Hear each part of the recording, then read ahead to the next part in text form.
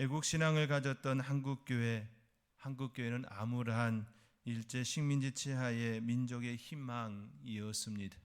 진정으로 그들에게 소망이 되어졌고 삶을 살아낼 수 있는 산소와 같은 그런 교회였습니다. 동족 상잔의 비극의 때에는 나라를 다시 회복하려는 동력이었습니다. 함께 일어설 수 있도록 부단히 그 자리에 함께했던 교회였지요. 급격한 산업화와 경제 부흥이 일어난 시기에는 잘 살아보자 새마을 운동, 정부의 정책과 더불어 한국교회 성장의 모멘텀을 제공하였고 경제 성장의 그림자 그 그림자를 치유하는 도피처가 되었습니다. 성장하면서 또 그 안에 많은 고름들이 일어났었지요. 그 고름을 치유할 수 있는 곳이 바로 교회였습니다. 그러나 성장의 시기에 번영주의 신학이 주를 이루는 동안 한국교회는 복음의 본질에서 벗어나 세상과 분리되어 개토화 즉 애토리가 되었습니다. 변방이 되어지고 자기만의 리그 안에 머물게 되어지지요. 1980년대 이후 밀려온 포스트 모더니즘의 학문과 문화의 다양화 그리고 인간의 감성과 인권 존중의 단계를 한 단계 올려놓는 결과를 가져왔습니다. 그러나 그 반대로 절대 권위의 하나님과 성경을 상대적이고 종교적인 가르침으로 약화시켰습니다.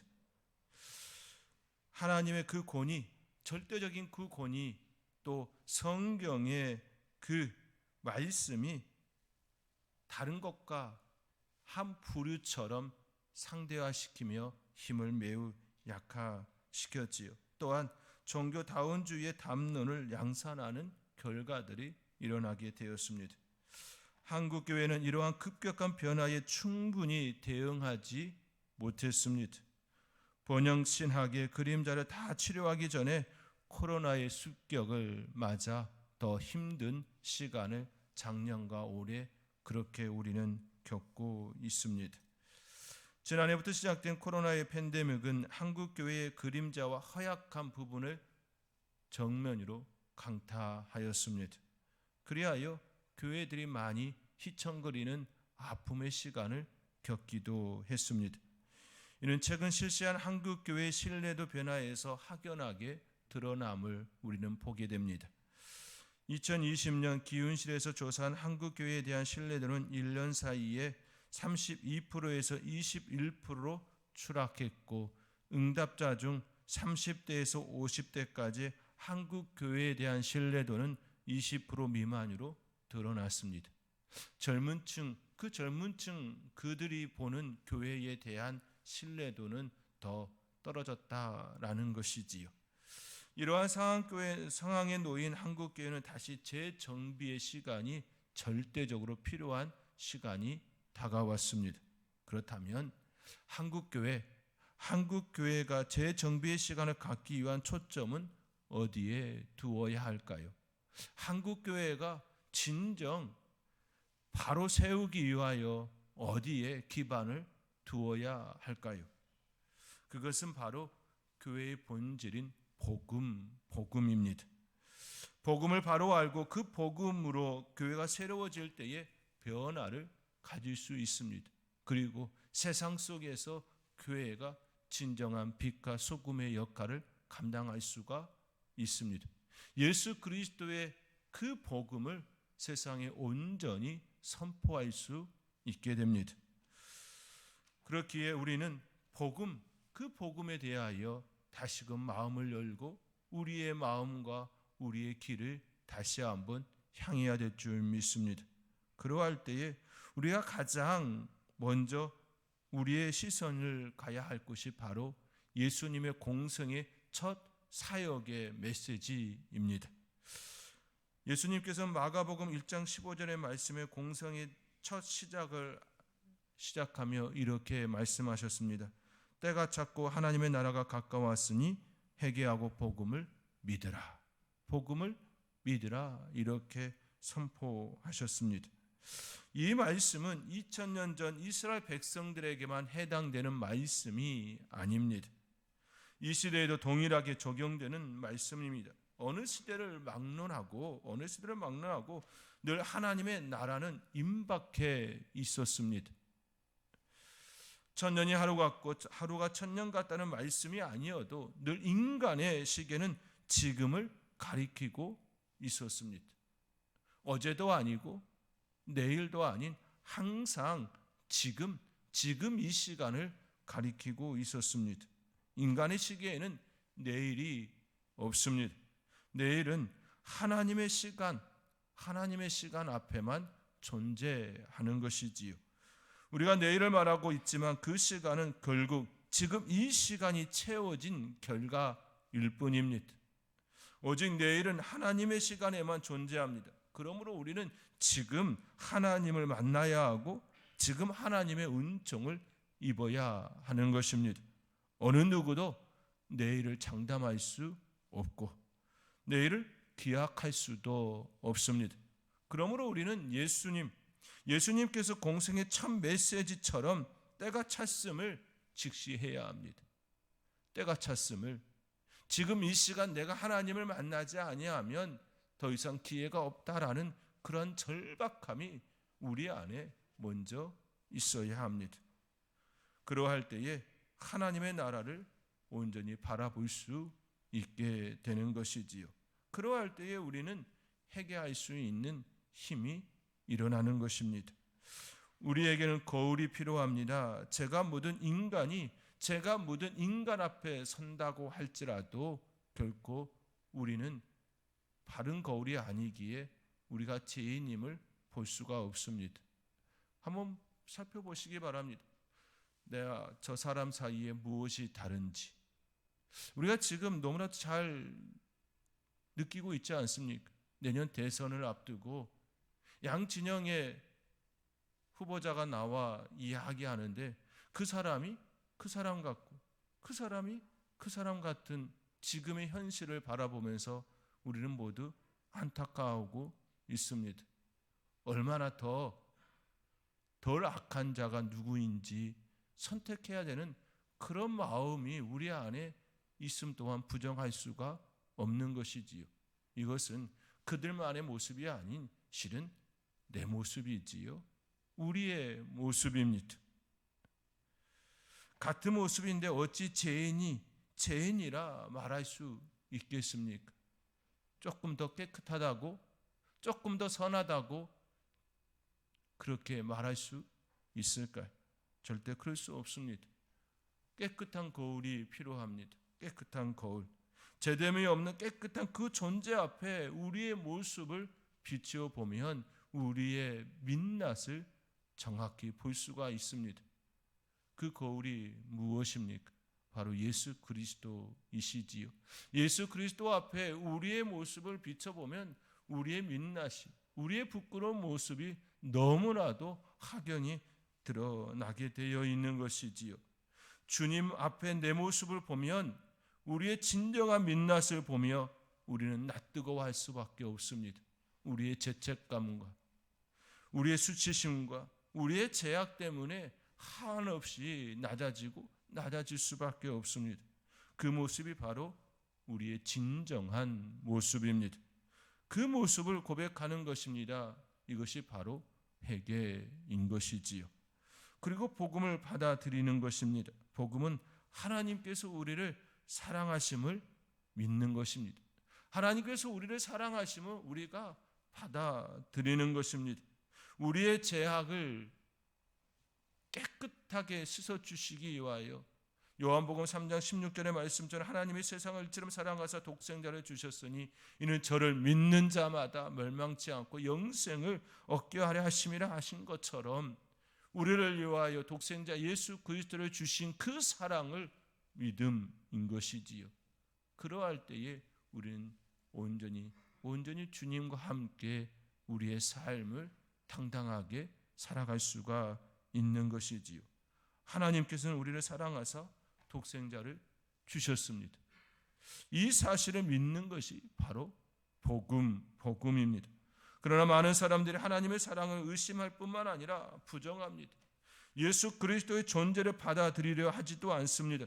그는 성인들 중에 한 사람이라 그렇게 그들은 이야기합니다. 석가모니와 같은 존재, 위인들보다는 조금 더 나은 존재 정도로 그렇게 받아들이고 생각하고 있습니다. 그러한 사고를 가진 이들이 하나님의 아들을 믿을 리가 없지요. 하나님의 존재도 마찬가지입니다. 그들의 사고에 하나님은 천지를 지으신 전능하신 분이 아닙니다. 왜냐하면 그들의 사고에는 하나님의 존재가 없기 때문입니다. 천지를 창조하신 분이 그들의 머리에는 존재하지 않습니다. 그러므로 하나님께서 세상을 사랑한다는 그 말도, 예수님이 구세주가 된다는 그 말도 그들에게는 성립될 수 없는 수학의 공식과 같은 것이지요. 그러한 사고를 가진 이들에게 해결하는 말도 어울리지 않을 뿐더러 그들에게는 있을 수가 없는 것이지요. 우리는 그러한 세계 속에 서 있습니다. 사랑하는 성도 여러분, 세상은 늘 그래왔습니다. 하나님이 없다 말하였고 예수 그리스도는 성인들 중에 한 사람으로 그렇게 치부해 왔습니다. 그러한 세상을 향하여 하나님의 살아계심을 우리는 선포해야 하는 중대한 사명을 받은 것이지요. 선포하는 방법은 회개하라, 천국이 가까이 왔다, 그렇게 해서는 되지 않음을 이미 우리는 너무나도 잘 알고 있습니다. 오직 우리의 변화된 삶이어야 합니다. 복음이 내 안에 들어오고 나의 더럽고 추한 모든 것들을 낱낱이 하나님 앞에 아뢰며, 하나님 이제 더는 이 모습으로 살지 않기를 원합니다. 오직 예수 그리스도의 은혜 가운데 성령으로 살기를 원합니다. 이 삶을 세상에 선포하는 것입니다. 변화된 그 모습으로 그들에게 보여주는 것입니다. 그러할 때에 그들에게 진정한 복음이 역사되는 것이지요. 온전하신 주님을 닮아가리라, 그 고백이 그렇게 먼저 우리 안에 일어나야 합니다. 코로나19는 우리의 민낯을 보게 하였습니다. 이제 더 이상 코로나19를 향해 원망과 불평의 소리가 아닌 우리 자신을 향해 그리스도인으로서 바르게 살지 못했던 부끄러움을 고백하고 하나님의 은총과 긍휼을 구해야 될 줄 믿습니다. 그래야 할 때에 하나님께서 평안과 소망을 우리에게 더하여 주실 것입니다. 그러한 은혜와 사랑이 저와 여러분 가운데에 풍성하게 역사되어지기를 주님의 이름으로 권면드립니다. 복음이 우리 안에 들어오면 교회는 반드시 변화가 일어나게 됩니다. 초대교회도 그러하였습니다. 초대교회라고 어려움이 없었던 건 아니었습니다. 로마 정부의 핍박이 있었습니다. 유대교의 거센 반발도 그 안에는 있었습니다. 유대교, 그들의 눈으로 볼 때 기독교는 이단이었습니다. 지금까지 그들이 가지고 왔던 전통을 무시하였다라고 그렇게 치부하였던 것이지요. 그렇게 생각하였습니다. 그러나 실상은 그렇지 않았습니다. 이스라엘 종교의 전통을 무시한 것이 결코 아니었습니다. 오히려 기독교는 그 전통 위에 바로 세웠었습니다. 양과 염소로 드리는 가축의 제사에서 하나님의 아들 예수 그리스도께서 친히 제물이 되어 주셔서 이스라엘의 그 종교, 그것을 오히려 더 단단하게 한 결과였지요. 오히려 예수 그리스도께서 친히 제물이 되셔서 완전한 제사가 되게 하셨습니다. 유대교를 무너뜨린 것이 아니라 예수 그리스도를 통하여 온전히 온전케 하신 결과이지요. 그러나 그들은 그 눈이 없었습니다. 그로 인해 핍박과 애명과 멸시의 눈으로 기독교를 바라본 것이었지요. 그의 이름, 멸시와 핍박과 억압 속에 모인 그들이 바로 초대교회의 모습이었습니다. 초대교회는 예수 그리스도의 헌신과 희생, 그리고 하나님의 사랑, 더 나아가 성령님의 임재 속에서 꽃을 피웠습니다. 예수 그리스도의 이름으로 모인 그곳에는 하나님을 찬미하는 소리가 끊이지 않았습니다. 사도행전 2장 47절 말씀에 하나님을 찬미하며 또 온 백성의 진송을 받으니 주께서 구원받는 사람을 날마다 더하게 하시니라. 하나님을 찬미하는 그들에게 하나님께서는 구원받는 사람을 날마다 더하게 하셨습니다. 교인이 늘었다 이렇게 말하지 않습니다. 구원받는 사람을 더하게 하셨다 말씀하고 계십니다. 구원받는 사람이란 복음을 알고 복음 안에 들어가 그 안에 은총을 입은 사람들인 것이지요. 하나님의 사랑 안에 진정한 평안과 기쁨을 누리는 그들입니다. 그 사랑이 무엇입니까? 바로 예수 그리스도를 이 땅에 보내시고 십자가에서 자신의 모든 것들을 내어주도록 참고 기다리신 하나님의 사랑이셨습니다. 그의 독생자 예수 그리스도께서 이 땅에서 모든 것들을 내어주시기까지 참고 견디신 하나님의 사랑이었습니다. 천지를 창조하신 그 하나님께서 노아의 때처럼 물로 심판할 수도 있었지만 독생자 예수 그리스도를 죽이기까지 견디셨던 그 사랑이었습니다. 그 사랑을 받은 이들이 함께 모여 마음을 나누고 성전에 모이기를 힘쓰고 집에서 떡을 떼며 기쁨과 순전한 마음으로 음식을 먹었던 공동체가 바로 초대교회 공동체였던 것이지요. 성도들이 함께 모여 하나님을 찬미하고 함께 마음을 나누고 떡을 떼는 이 모습은 천국의 모습입니다. 서로를 사랑하며 아끼며 굴림의 자리가 아니라 섬김의 자리에 있는 모습이었습니다. 이 모습은 이사야 선지자가 선포한 새 하늘과 새 땅의 모습이었습니다. 이사야 65장 17절 18절 말씀에 보라 내가 새 하늘과 새 땅을 창조하나니 이전 것은 기억되거나 마음에 생각나지 아니할 것이라. 너희는 내가 창조하는 것으로 말미암아 영원히 기뻐하며 즐거워할지니라. 보라 내가 예루살렘을 즐거운 성으로 창조하며 백성을 기쁨으로 삼고. 초대교회의 모습 속에 이 모습이 있었습니다. 성도의 교제가 있었습니다. 함께 기뻐하며 함께 나누며 서로를 위하여 그런 삶을 나눈 그들이었습니다. 이사야 예언대로 예수 그리스도를 통하여 새롭게 창조된 마음은 하늘의 기쁨과 소망, 즐거움을 누리게 되었습니다. 그들이 모인 것이 성전이 되었고 교회가 되었던 것이지요. 그들은 모이면 찬송하고 기도하고 함께 마음을 나누고 음식을 나누었습니다. 그리고 헤어지면 살아계신 하나님을 그들의 삶으로 선포하였습니다. 그들 안에 들어오는 기쁨을 감출 수가 없었습니다. 그 기쁨은 세상이 줄 수 없는 기쁨이요 평안이었습니다. 이 기쁨과 평안은 예수님께서 선포한 약속의 모습이지요. 요한복음 16장 33절 말씀에 이것을 너희에게 이르는 것은 너희로 내 안에서 평안을 누리게 하려 함이라. 세상에서는 너희가 환난을 당하나 담대하라. 내가 세상을 이기었노라. 세상을 이기신 주님께서 주신 평안과 기쁨이었습니다. 그 기쁨과 소망을 누린 공동체가 바로 초대교회 공동체였습니다.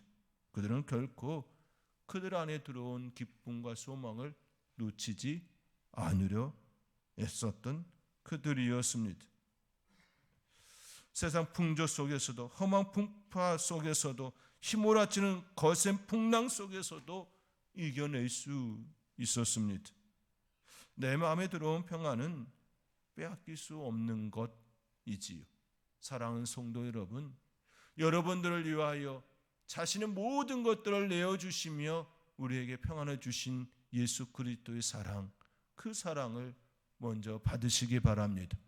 그리고 그 사랑 안에서 참된 소망을 누리시기 바랍니다.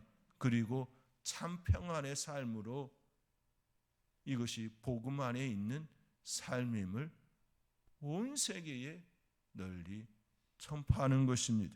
이것이 그리스도인이 갖는 참된 소망, 참된 증거의 삶입니다. 2022년 주님의 은혜 가운데에 참된 평안과 소망을 가진 자로서 기쁨으로 이러한 삶을 살아내는 복된 성도님들이 될 수 있기를 주님의 이름으로 축원드립니다. 기도하겠습니다.